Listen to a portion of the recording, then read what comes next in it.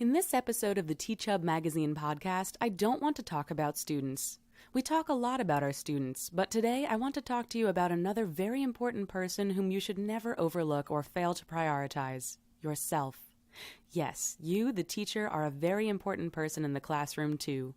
Teachers are by nature selfless and sacrificial on behalf of students. Everything we do centers around our students. But when we focus on our students to the point where we are failing to take care of ourselves, then we may be creating a situation where we could let everyone down. Today's schools emphasize student achievement and well-being as they ought.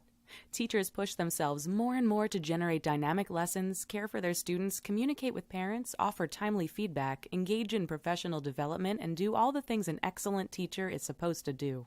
But the problem arises when we focus on student well-being so much that it impacts our own physical and mental health. Teachers report increased feelings of stress, anxiety, burnout, fatigue, and health conditions as a result of their jobs. While this alone is alarming, we have to also be conscious of how teachers' overall well-being impacts students and schools. Teachers' poor physical health, mental burnout, or negative attitudes towards work will have detrimental impacts on the quality of their instruction. This hinders student learning, fueling a cycle of negative experiences within a classroom and throughout the school.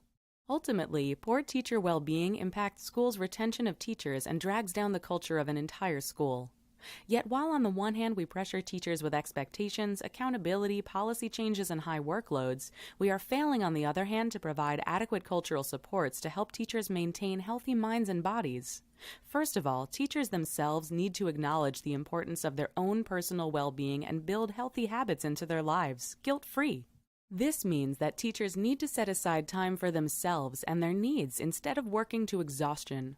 For example, instead of spending extra hours grading more papers or developing lesson plans, they should get additional sleep, indulge in a hobby, or make time for friends and family. In the long run, it is teachers' health and happiness more than an exhausting workaholic mentality that will impact students for the greatest good. But teachers can't do this on their own. While many teachers put their high expectations on themselves, schools must likewise acknowledge the pressures they put on their staff. Schools should open up meaningful dialogues about healthy habits and expectations with teachers. At the same time, schools can give teachers permission to make their health a priority while still upholding a standard of excellence. Schools can work to encourage a healthy culture by making it safe to talk about work-related stresses and to facilitate preventative or responsive solutions for teachers who are feeling overloaded.